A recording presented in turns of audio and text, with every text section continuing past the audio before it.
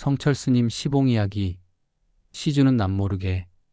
성철 스님은 수행 않고 신도들 길 안내하는 스님을 싫어했듯이 시주하고 그걸 자랑하는 신도 또한 싫어했다. 큰 스님은 특히 절 입구에 서 있는 석등이나 기둥들에 시주자 이름을 버젓이 적어놓는 것을 영 마뜩찮게 생각했다.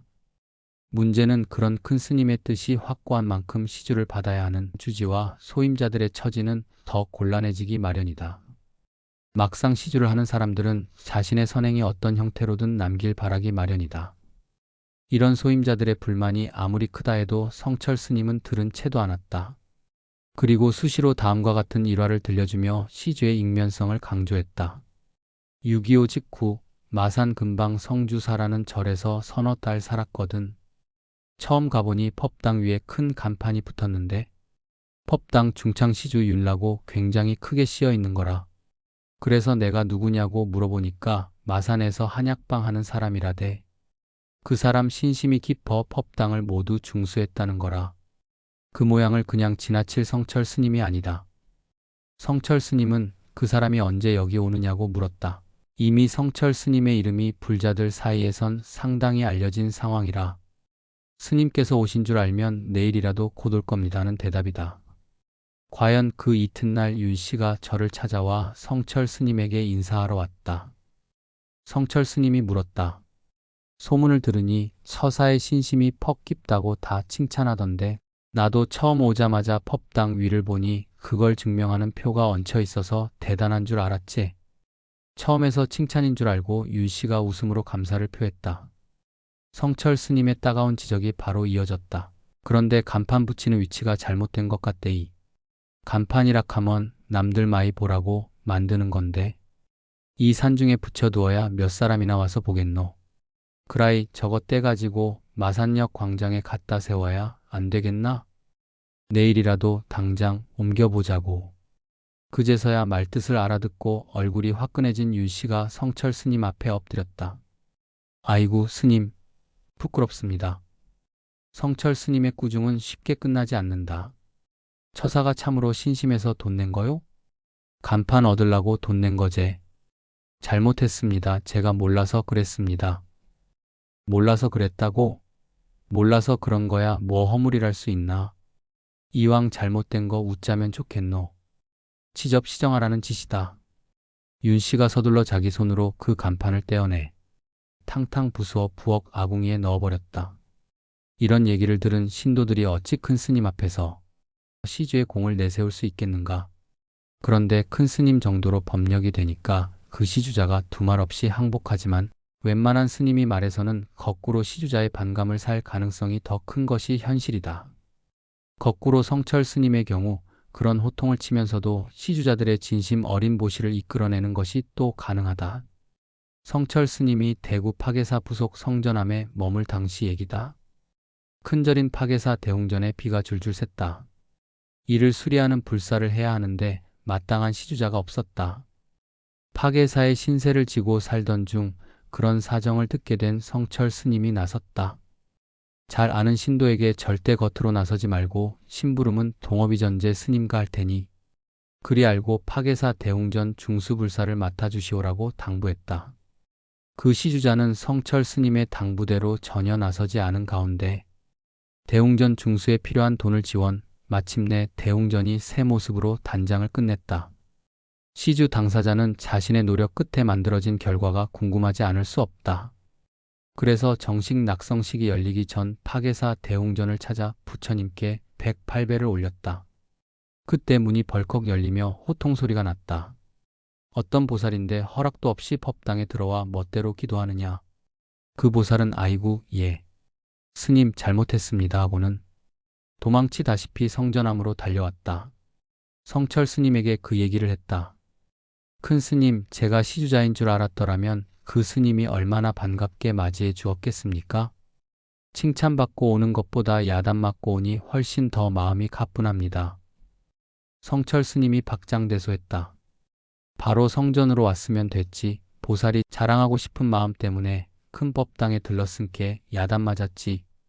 성철 스님 시봉 이야기. 송이버섯. 성철 스님은 철저한 무염식에다 소식을 한다. 간을 전혀 하지 않은 쑥갓, 당근 등 야채와 콩조림이 반찬의 전부다. 그런 성철 스님이 특별식으로 즐겼던 음식이 한 가지 있다면 바로 송이버섯이다. 가야산에 가을이 찾아와 백로쯤 되면 송이가 난다. 언젠가는 송이철이 되었다기에 나도 큰 스님께 드리겠다며 산을 올랐다. 처음엔 아무데나 가도 솔방울 줍듯이 송이를 따는 줄 알았다. 그런데 오은의 뒷산을 헤집고 다녀도 송이가 보이질 않았다. 그렇게 며칠을 헤매다니다가 도저히 못 찾겠기에 암자에서 이를 도와주는 노인에게 물었다. 송이는 어디 있는겨? 스님, 송이는 아무나 못 답니다. 가야산이라고 송이가 다 나는 것은 아니고요. 송이밭이 따로 있습니다. 송이밭을 알아야 송이를 땁니다. 그리고 스님같이 오후에 가서는 한 꼭지도 못 답니다. 새벽 일찍이 올라가 남 먼저 다녀야 송이를 따는 깁니다. 그렇게 어려운 것인가? 그런데 가만히 보니 인근 암자의 노스님들은 허리춤에 불룩하게 송이를 따 내려오는 게 아닌가. 용기를 내 새벽 일찍 산을 올랐다. 새벽이라 전등은 들었지만 어디가 어딘지 자주 다니던 곳도 알아보지 못해 그냥 산을 헤맬 뿐이었다. 그런데 아래쪽에서 웅성거리는 사람들 목소리가 들려 가만 기다려보니 동네 장정 서너 명이 쇠꼬챙이를 하나씩 들고 온다. 아저씨들 어디 가는겨? 송이 따러 갑니다. 스님이 새벽부터 산에 오르시는 거 보니 우리는 오늘 망했네요. 장정들의 농담에 솔직히 토로했다. 송이밭이 어딘지도 모르고 또 송이가 어디에 나는지도 모르고 무작정 올라왔다고.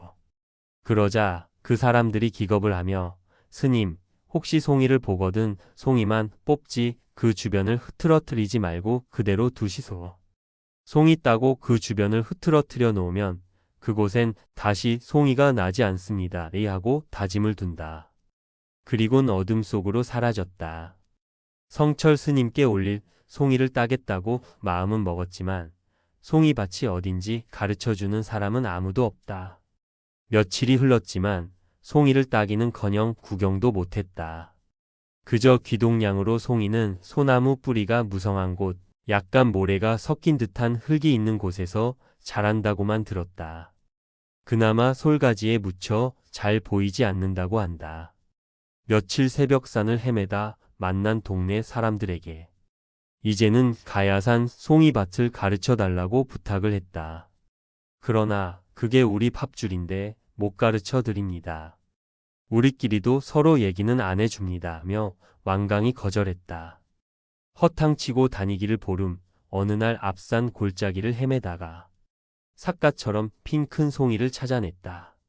어찌나 반갑던지 힘든 줄도 모르고 골짜기 깊숙이 내려가 따서 신나게 백려나무로 달려와서 자랑했다. 송이를 본 스님들이 웃는다. 송이는 어른 엄지손가락보다 조금 굵은 것이 가장 좋은 것인데 끝이 우산 펴지듯이 활짝 핀 것은 하품 중에 하품인 까닭이다.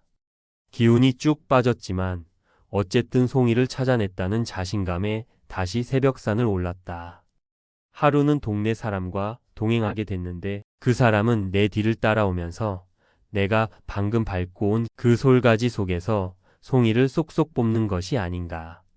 내 눈에는 보이지 않는데 저 사람은 어떻게 저렇게 잘 따나 하는 마음에 속이 부글부글 끓어올랐다.